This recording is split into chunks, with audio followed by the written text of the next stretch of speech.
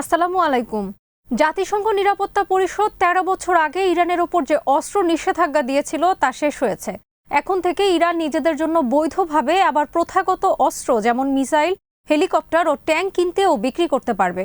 ২০১৫ সালে ইরানের সাথে বিশ্বের অন্যতম পরাশক্তিগুলোর যে পারমাণবিক চুক্তি হয়েছিল তাতে পারমাণবিক প্রকল্প বন্ধ রাখলে এই অবরোধ তুলে নেওয়ার প্রতিশ্রুতি দিয়েছিল। সেই অনুযায়ী প্রথাগত অস্ত্র নিষেধাজ্ঞা উঠে গেছে। বিডিভিউজ ইনফোটেইনমেন্টে স্বাগত জানাচ্ছি, আমি সাবরিনা কাজী। জাতিসংঘের নিষেধাজ্ঞা উঠে গেলেও ইরানের ওপর যুক্তরাষ্ট্রের নিষেধাজ্ঞা বহাল আছে। এখন ইরান ও তার মিত্র দেশগুলো কি ধরনের পদক্ষেপ নিতে পারে আজ জানাবো সেই বিশ্লেষণ।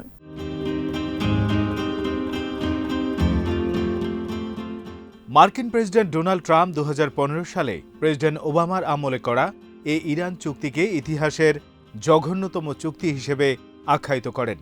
২০১৮ সালের মে মাসে যুক্তরাষ্ট্র নিজেকে এ চুক্তি থেকে প্রত্যাহার করে নেয়। নতুন করে ইরানের উপর অর্থনৈতিক অবরোধ শুরু করে যুক্তরাষ্ট্র। ইরানের উপর থেকে অস্ত্র অবরোধের মেয়াদ শেষ হয়ে গেলেও যুক্তরাষ্ট্র ও ইসরায়েল শেষ মুহূর্ত পর্যন্ত এর বিরোধিতা করছে।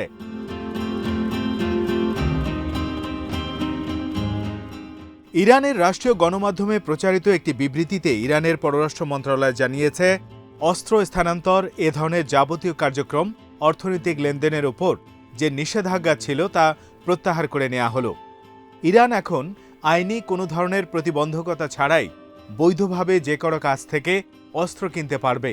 ইরান তার প্রতিরক্ষা ব্যবস্থা উন্নত করার স্বার্থে যা প্রয়োজন মনে করবে তাও সংগ্রহ করে নিতে পারবে।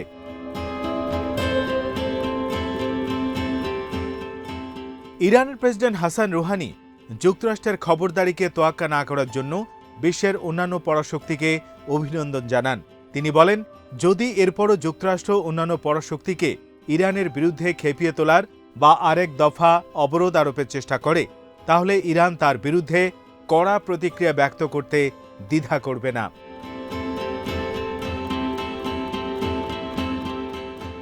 মার্কিনিরা শেষ মুহূর্ত পর্যন্ত এই অবরোধকে জিয়ে রাখার চেষ্টা চালিয়ে গেছে। এর অংশ হিসেবে 18টি ইরানি ব্যাংকে কালো তালিকাভুক্ত করা হয়। এমনকি মানব কল্যাণ ও সামাজিক কার্যক্রম পরিচালনা করে এমন ব্যাংকগুলোকেও তারা এ তালিকায় ফেলেছে।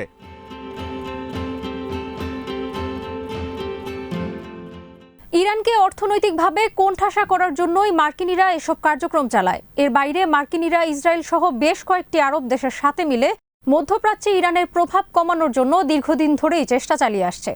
গত আগস্টে জাতিসংঘ নিরাপত্তা পরিষদের একটি অধিবেশনে যুক্তরাষ্ট্র ইরানের ওপর থাকা অবরোধ বৃদ্ধি করার প্রস্তাব নিয়ে আসে, যদিও নিরাপত্তা পরিষদের অন্যান্য সদস্য রাষ্ট্রগুলো তা প্রত্যাহার করে দেয়।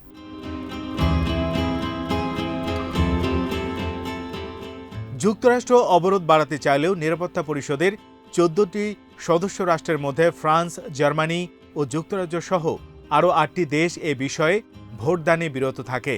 অন্যদিকে রাশিয়া, চীন প্রকাশ্যেই অবরোধ বৃদ্ধির প্রস্তাবের বিরোধিতা করে। শুধুমাত্র ডোমিনিকান রিপাবলিকই যুক্তরাষ্ট্রের পক্ষে সমর্থন ব্যক্ত করে।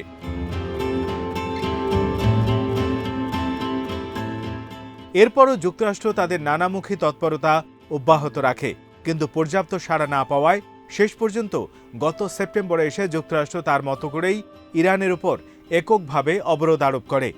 যুক্তরাষ্ট্রের অবরোধ আরোপের নতুন সিদ্ধান্ত ছিল জাতিসংঘ নিরাপত্তা পরিষদের ইতিপূর্বে অনুমোদিত প্রস্তাবনার সাথে সাংঘর্ষিক।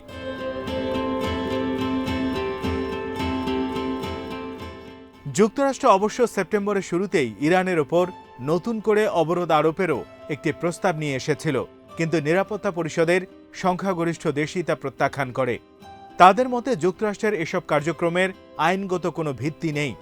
যুক্তরাষ্ট্র এরপর নিরাপত্তা পরিষদের সদস্য রাষ্ট্রগুলোর একচোট ক্ষোভ প্রকাশ করে, তবে তারা এ দেশগুলোর বিরুদ্ধে কোনো সিদ্ধান্ত নেয়ার সাহস করেনি।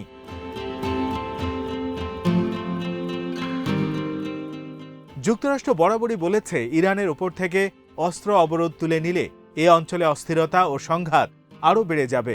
নিরাপত্তা পরিষদের অবরোধ শেষ হলেও ইরানের ওপর ইউরোপীয় ইউনিয়নের অস্ত্র ও মিসাইল প্রযুক্তির অবরোধ এখনও অব্যাহত রয়েছে, যা আগামী 2023 সাল পর্যন্ত বলবৎ থাকবে।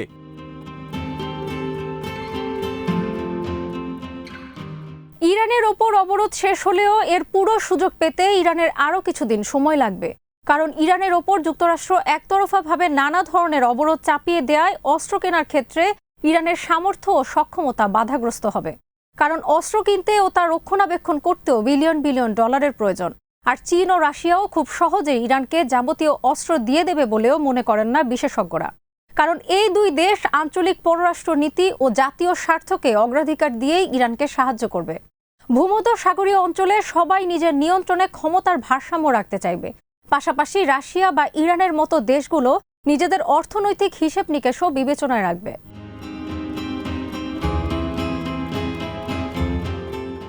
ইরান ও চীন ২৫ বছরের মেয়াদে একটি সামরিক প্রতিরক্ষা কৌশল বিষয়ক চুক্তি করতে চাইছে।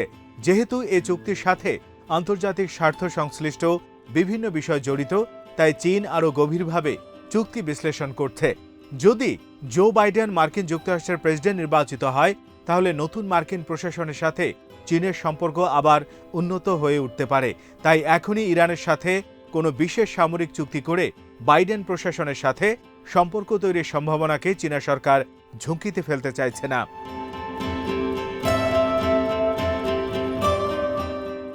অন্যদিকে রাশিয়া ও ইরানের সম্পর্ক নিয়ে যুক্তরাষ্ট্রের উদ্বেগ রয়েছে। ২০১৯ সালে মার্কিন গোয়েন্দা দপ্তরের একটি প্রতিবেদন থেকে ধারণা করা হয় যে অস্ত্রের অবরোধ শেষ হওয়া মাত্রই ইরান মস্কো থেকে SU-30 যুদ্ধবিমান, Yak-130 ট্রেইনার্স, T-90 ট্যাঙ্ক, ব্যাস্টন মোবাইল উপকূলীয় মিসাইল প্রতিরক্ষা সিস্টেম এবং S-400 বিমান প্রতিরক্ষা ব্যবস্থা ক্রয় করবে।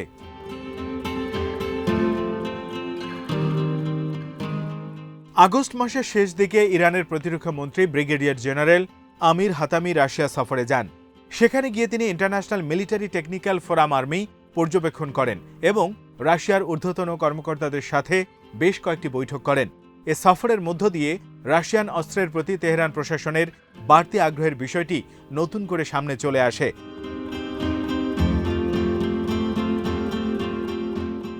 যুক্তরাষ্ট্রের বেলফোর সেন্টার অ্যান্ড ইন্টারন্যাশনাল অ্যাফেয়ার্সের আন্তর্জাতিক নিরাপত্তা প্রকল্পের রিসার্চ ফেলো নিকল গ্রেজোয়েস্কি অবশ্য মনে করেন যে ইরানের সাথে রাশিয়ার অস্ত্র কেনাবেচার বিষয়ে সমঝোতা হওয়ার কোনো ইঙ্গিত তারা এখনো পাননি।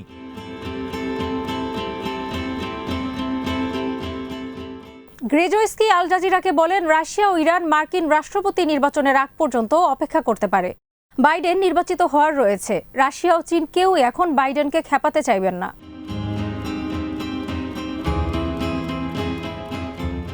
ট্রাম্প প্রশাসন আমেরিকার জন্য সম্ভাব্য হুমকি হিসেবে দেখা হয় এমন দেশগুলোর বিরুদ্ধে অস্ত্র বিক্রি বন্ধে কাটসা চুক্তি করলেও তা যথাযথভাবে বাস্তবায়ন করতে পারেনি। যুক্তরাষ্ট্র যদি পরবর্তীতে অন্য কোনো দেশের ক্ষেত্রেও নতুন করে কাটসা চুক্তি জারি করতে চায়, তাহলে রাশিয়া তাতে সাড়া নাও দিতে পারে। তবে ইরান ও রাশিয়ার ক্ষেত্রে যে কোনো সামরিক চুক্তি বাস্তবায়নে আর্থিক সীমাবদ্ধতা একটি বড় সংকট হিসেবে বিবেচিত হতে পারে।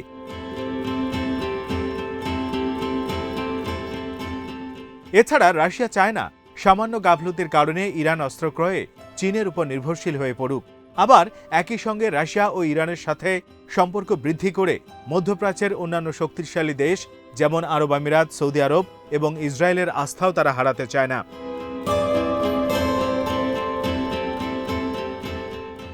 এরপরও বিশ্লেষকরা মনে করেন ইরান ও রাশিয়ার মধ্যে একটি উন্নত সামরিক সম্পর্ক গড়ে উঠেছে, কারণ বিগত কয়েক বছরে রাশিয়া ও ইরান একসাথে অনেকগুলো কাজ করেছে। তাছাড়া সিরিয়ার মতো বেশ কিছু ইস্যুতে রাশিয়া ও ইরান অভিন্ন স্বার্থ নিয়ে কাজ করেছে।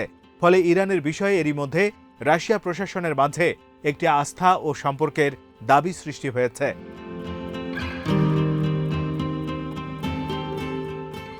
বাস্তবতা হচ্ছে, আন্তর্জাতিক অবরোধের মুখেও ইরান বিগত বছরগুলোতে নিজস্ব অস্ত্রের উৎপাদন বৃদ্ধি করেছে এবং প্রতিরক্ষা সক্ষমতাকেও উন্নত করার চেষ্টা করেছে।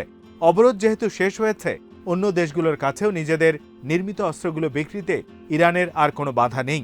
এরই মধ্যে গত আগস্টে ভেনেজুয়েলার প্রেসিডেন্ট নিকোলাস মাদুরো ইরানের কাছ থেকে মিসাইল কেনার বিষয়ে আগ্রহ প্রকাশ করেছেন।